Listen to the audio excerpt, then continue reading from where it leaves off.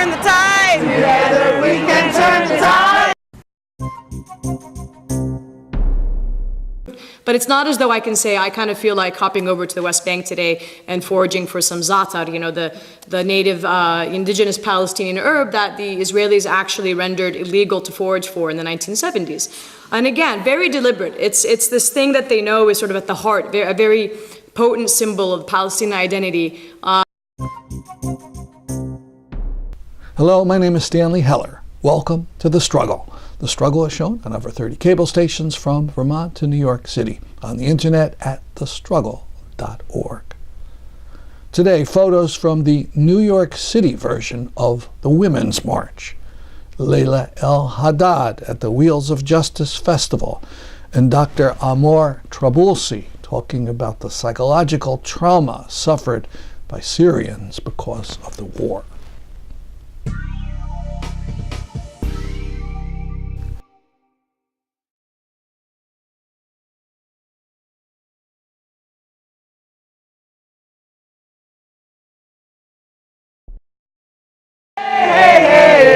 Together we can turn the tide. Together we can turn the tide. No more whitewashing apartheid. No more whitewashing apartheid. Hey, hey, hey, hey. Hey, hey, hey, Hey, hey, hey, hey.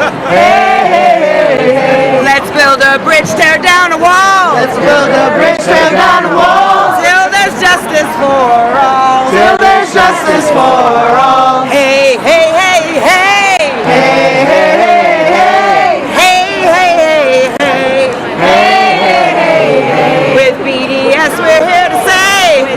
Yes, we're here to stay. Free Palestine today. Free Palestine today. Hey, hey, hey, hey. Hey, hey, hey, Hey, hey, hey, hey. hey, hey, hey. Don't stand back while others die. Don't stand back while others die. Black Lives Matter is our cry. Black Lives Matter is our cry. Hey, hey, hey, hey. Hey, hey, hey, Hey, hey, hey, hey. hey, hey. Protect the water and the land. Protect the water and the land. Let's give Standing Rock a hand. Let's give Standing Rock a hand. Hey, hey, hey, hey. Hey, hey, hey, hey. Hey, hey, hey, hey. Hey, hey, hey. From the sea to shining sea. From the sea to shining Say sea. no to white supremacy. Say no to white supremacy. Hey, hey, hey, hey. Hey, hey, hey, hey.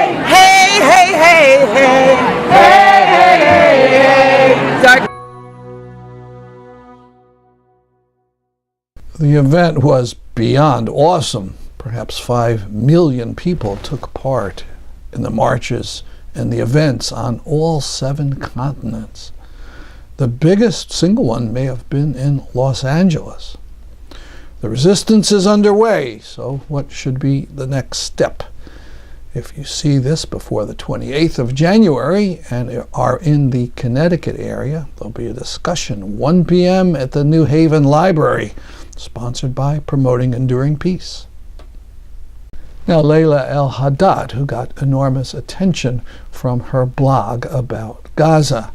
She also wrote a book about Palestinian cooking, and she was featured on an episode of the CNN travel show Anthony Bourdain, Parts Unknown.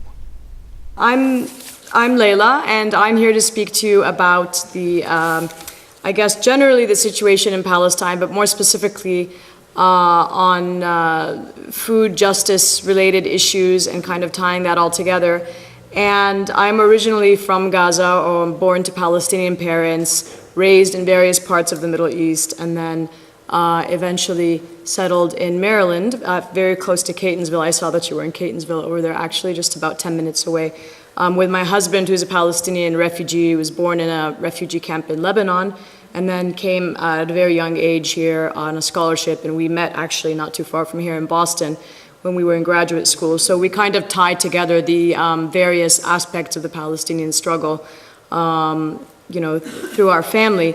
And one of the things I've worked on, or a lot, sort of what informs a lot of my work, is kind of new ways to be able to speak about the Palestinian issue and struggle for rights and justice and equality, and kind of be able to convey it using different lenses. And I initially started off working as a journalist, and I was living in Gaza for many years, in between about the years 2003 to 2007.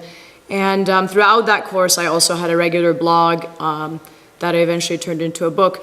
But I also was continuously exploring other avenues, other lenses, and one of them that really interested me was food, and not just sort of food as something that we consume, but sort of food for thought, if you will, right? What I frequently say is food as lens. And part of my curiosity started when I was younger, and I noticed that a lot of what we were consuming as Palestinians from Gaza, which I'm sorry I didn't get my act together enough to have my PowerPoint up, but I wish I could have shown you a map. But if you are familiar with the map of Palestine, is in the southwest corner, right, adjacent to Egypt, and was very different than what other Palestinians were consuming in other parts of Palestine. Bearing in mind that most Palestinians actually don't live in Palestine, right? That's important to remember. Most of us live on the outside. But nevertheless, it was very different, and I was always kind of curious why that was. And I also noticed there was a lot of dishes that, my parents weren't necessarily cooking all the time, but that some of the older generation were. And I just had this sort of need, or had this appetite that I felt I wanted, literally and figuratively, to be able to explore further, to understand more about our history. And none of it was codified, because, like any sort of indigenous population that's under constant threat, you're in a sort of mode of survival, right? And then sort of later comes, so there isn't necessarily cultural stagnation, but there isn't this immediate need or urgency to codify everything. But that eventually came, and I felt like part of what I wanted to do is to codify some of this knowledge, but also to be able to present it to the people, but also to be able to use that method, by exploring and speaking with others, and through oral histories and so forth, use this lens of food to be able to learn more about, and explore and convey the situation in Palestine to the outside world. And so part of what I started to do is conceive of this idea for this book called The Gaza Kitchen, A Palestinian Culinary Journey. Again, because my background and experience was with Gaza, but it's also a very potent sort of symbol to be able to understand the broader issues of the struggle for rights and equality in broader Palestine. It's kind of a what some refer to as Gaza as metaphor. It's kind of everything distilled, all of sort of the most sort of diabolical of Israeli policies distilled into one little strip of land. And again, over time, it was for me really important as a Palestinian to be able to kind of own my story and my narrative and use my voice rather than have it sort of mediated through other means. And so I began with the help of my co-author, Maggie Schmidt, who had been to Gaza with the organization Code Pink and was herself, researcher and part-time anthropologist and also interested in food studies. We had a chance to get back to Gaza. I try to go as frequently as I can, as some of you who are familiar know, but because of the constant border closures enforced by both Egypt and Israel, it's really, heartbreaking that as Palestinians we can't even access our own land. My husband has had to deal with that his whole life. He's never been allowed actually back to Palestine as a refugee. But for us in Gaza, it sort of waxes and wanes. So over the past few years under the dictatorship of the Sisi regime in Egypt, we haven't been able to get back. The Rafah crossing, the only crossing and route into Gaza, has been closed almost permanently, open maybe 2 or 3 days every few months. So it's extremely difficult for anybody with an obviously sane travel schedule to predict and be able to go. So it's this constant unpredictability, of the borders, of the ability of people to travel, the constant restricting and controlling of Palestinian rights in various ways, and I'll explore how that applies to food, but including travel. That really just, the immediacy of it cuts Palestinians off from their land and their livelihoods. So I haven't been able to go as often. I was able to go when I was, researching the book, and then the last time I was there was 2013. But anyway, what we really wanted to do was be able to explore these spaces in which, we talk a lot about, when I think about Gaza, for those of us who are unfamiliar, and again, keeping in mind when I say Gaza, I'm really thinking of it as a representation of broader Palestine. We frequently think of it as a place that's kind of uniquely victim and aggressor, right? So it's like the perpetrator and the perpetrated in one. We either think, oh, poor Gaza or poor Palestinians, and it's horrible what's going on. But that also in a way is dehumanizing and strips them of their own rights and power. Or again, we're talking about it in the context of these, the greater political issues, and we're never understanding the mundane, ordinary details that really helps to humanize and illuminate how and who this is affecting. And so what we try to do in the book is really show these spaces in which, war and assault and ongoing genocide and ongoing Nakba and these bigger geopolitical issues exist. And they're always present, but they're sort of a background noise to family life, where families are concerned with household economies and the daily business of survival, as we like to put it. And so it's only when you kind of get into someone's kitchen, you sit down and you have a meal with them, even though I myself am Palestinian, I was constantly learning, as I was watching this incredible journey that the group took, we all have something to learn, right, from whoever, and it was really humbling for me to be able to learn from all the farmers and the women and so forth that we were visiting. About what it means to them. That's only when you get in those private domains and spaces that you can begin to understand that when you're talking about food, it's not just food as food, right? Or it's not something, as trivial as we're just, consuming a meal or whatever. It's kind of, it's this common denominator, we all have to do it, but at the same time, when you're talking about food, or to talk about food is to talk about the dignity of daily life, right? It's to talk about history and heritage in a place where these things have often been or continue to be actively disparaged and erased. And that's really, what we learned is this is an area where people continue to exercise some semblance of control over the life in the kitchen, in the domain of the kitchen, and to perpetuate their histories to their children, and to create stories and forge memories and so forth. And whereas we often spoke about this issue, be it the book or the concept of using food as lens to others, activists or other Palestine solidarity activists, and they were like, food, you're writing about, that seems so trivial or frivolous or, understandably privileged. But people in Palestine immediately understood that it was about more than just food, and they were so overwhelmed with joy that somebody sort of got it and was, understood them and appreciated their struggle as a human struggle for rights and freedom, and not just, either a trendy issue or something that had to do with whatever, the environment or this. Yes, that's all part of the equation, but it begins with acknowledging them as human beings, and that should be enough to be able to support them in their struggle for rights and freedom. So, again, using and I don't want to take too long because I know we're kind of short on time, but I wish I had my slides to show you some pictures. But what I learned so much is that it's so intertwined, speaking about, food economies and food justice. Obviously, global struggles for food justice exist everywhere, but that when we're talking, for example, specifically about farming, and by the way, farming used to constitute a third of the Palestinian GDP, just in the 1993, for example. Right now, it constitutes a fraction, less than 4%. And that has to do, it's incredible, and that has to do with, the systematic and deliberate, destruction of Palestinian farmland, targeting of Palestinian farmland, uprooting of Palestinian olive trees, disconnecting of Palestinians from their farmland and other lands and so forth, and from each other, right? So for those who are unfamiliar, I said most Palestinians were forced from their land in 1948 and in subsequent attacks and invasions. Those that remain inside are located either in historic Palestine, modern-day Israel, or else within the areas that then became known as the occupied West Bank, Jerusalem, and the Gaza Strip. And those are all separated from one another. So Palestinians have no access to, except with a very complicated system of bureaucracy and permits that have to be pre-approved. But it's not as though I can say I kind of feel like hopping over to the West Bank today and foraging for some za'atar, the native indigenous Palestinian herb that the Israelis actually rendered illegal to forage for in the 1970s.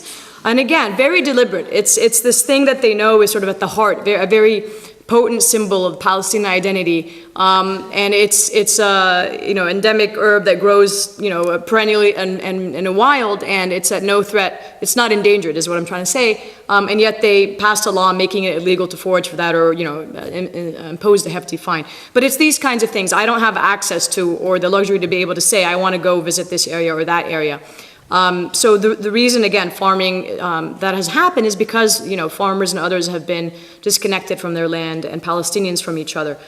So farming is tied to the Palestinians. It's not just farming is a source of income. Obviously it is, but that's not really what it's about. It's farming being tied to Palestinian people's identity, their history, and their resistance. And so what does it mean then when we talk about the systematic destruction of this agricultural land? Of food justice and food sovereignty that are rooted in control over this land, right? Because that's ultimately what it's about, control over the land and the resources and the people. And it reminds me in some way, I remember a couple of years ago, I was at the National Zoo and with my kids, and there was an exhibit on buffalo, and I was reading something, and I actually didn't know that. There was a systematic slaughter of the buffalo in the 1800s, because it was known that, if we can get, that's the source of livelihood. I guess specifically for the Sioux, but generally that area, and the need to build the railroad, et cetera, et cetera. And they were slaughtered in the millions, is what I understood. And I drew these parallels, and I thought, wow, that reminds me of, the way that Palestinian farmland has been stolen, and the za'atar, and so on and so forth. The olive trees, 1 million olive trees have actually been destroyed, or uprooted, or burned since the year 2000. I mean, 1 million olive trees. Then think of how long it takes an olive to become fruitful. And so, whether it's buffalo or olive trees, but you begin to draw these connections and these parallels.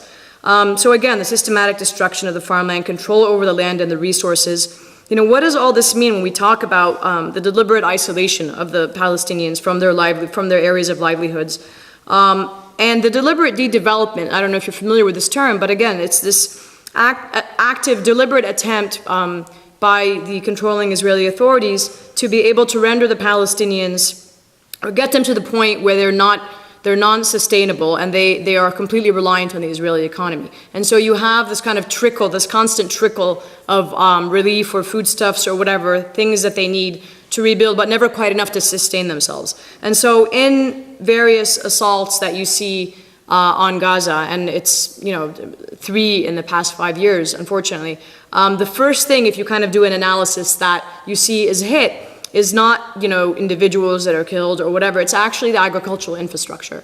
So half of the agricultural infrastructure, and what I mean by that is farmland, but also agricultural institutions, warehouses, and so on and so forth, irrigation systems, sewer systems, were destroyed. They're the first things that you notice are hit. And it's actually in line with an Israeli policy that was announced in 2010 that said the objective of this sort of ongoing war on the Palestinians, and specifically the blockade on Gaza, is no development, no prosperity, no humanitarian crisis. So it's targeting the Palestinian productive sector, and that mainly obviously is the agricultural sector, while never allowing things to get so bad that it would create a complete, international outcry. So it's what Bill Corcoran of the aid organization NERA called this intravenous strip of relief. So constantly allowing just a little trickle of things in. You might hear, oh, things aren't so bad in Gaza, or the blockade has been eased. So it's kind of like I was explaining earlier. Like levers, right? So one lever is switched on, the other is switched off. We'll extend the fishing zone, expand it to 6 miles, but we're going to reduce the area you can farm into this much. And it's like a game that they're playing. And speaking of so again, targeting the productive sector, and the way that's done is also through a list where they're constantly allowing in certain food items, or disallowing others, or restricting others from entering. And when we're talking specifically about food or farmers, one of the things that they don't allow in is fertilizers, and actually fertilized eggs.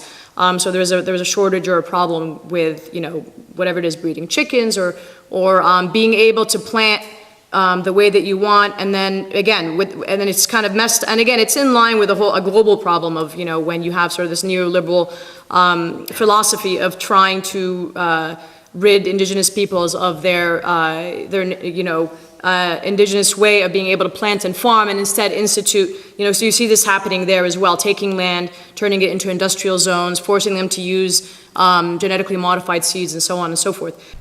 More of Laila's talk on a future program. Now, Syria.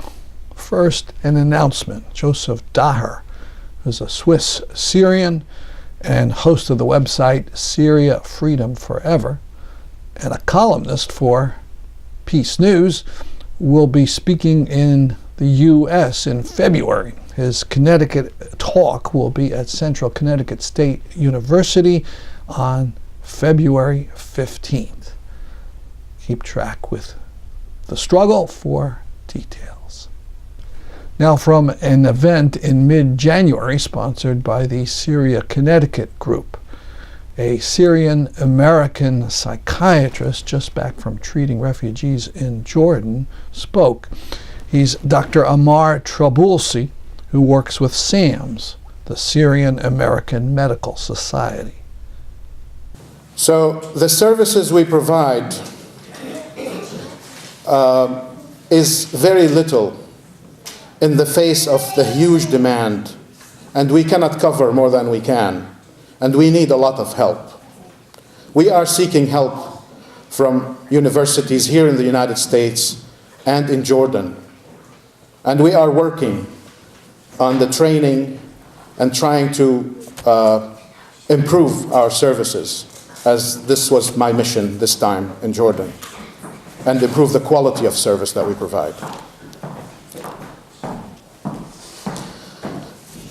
If you have a chance to attend some of the group sessions that we provide for children, some of the therapy groups, we have about 15 to 20 boys in each group, boys and girls in each group. If you have a chance to attend that, your heart will be broken.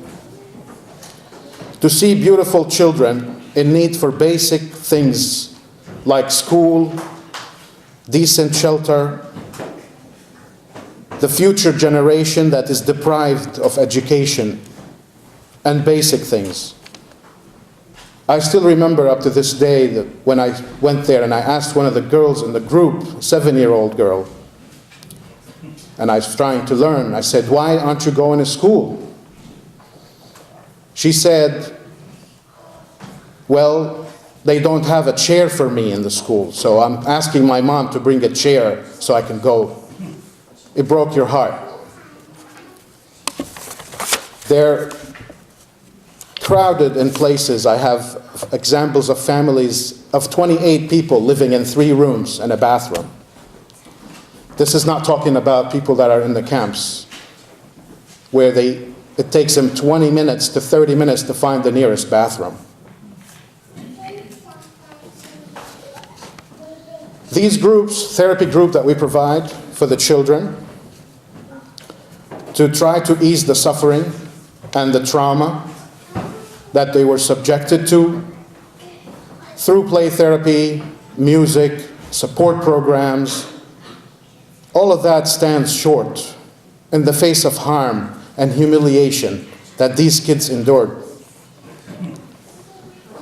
So we have them attend 2 months or 3 months of group sessions, possibly some individual therapy or medication management if their symptoms are way worse than others. Then we give them certificates that they successfully graduated and some gifts that if you give your children here, you'll certainly find the trash.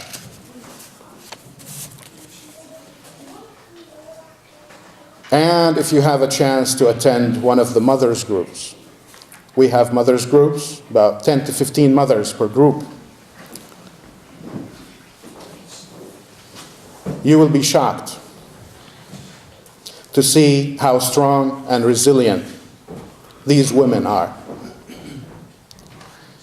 You will hear them talking to each other, advising each other, taking care of each other. But if you have a chance to see one of them in an individual session, you have to get ready and keep your emotions in control. when you hear them talking about their houses burned, their husbands and children died or killed or tortured, and you don't want to hear them talking about their trip to Jordan. And when it comes to sexual assault or rape, don't expect you're going to get too much information. Might not get information at all from them. Believe me, some of this might be their defense mechanisms, but also they know that the woman therapist is very weak and fragile, and they don't want to give her more burden than she can take. These mothers are strong, and I believe they are resilient. But how much strength and resilience can a human being possess? If I supervise a group session to make sure our therapist is skilled enough or educated enough, often I say the same thing over and over at the end before saying goodbye. I say, you're strong. You're heroes. You're the pillars of the family and the society. The future will depend on you. Stay strong. And we're here to help. But deep inside, I know there's not too much we can help them with.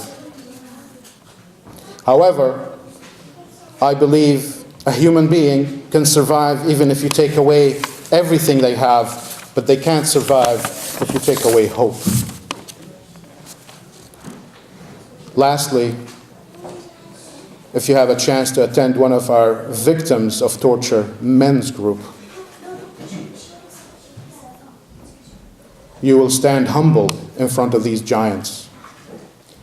But from the outside, thin, frail, wasted, and very ill-looking. You'll stand humble when you hear them talking about all of the experiences that they have been through. And you know what? I'm not going to talk about it here, because I want all of you to go home tonight and sleep soundly and peacefully, so you can all wake up tomorrow and think of ways to say, Syria, we need action. Thank you very much.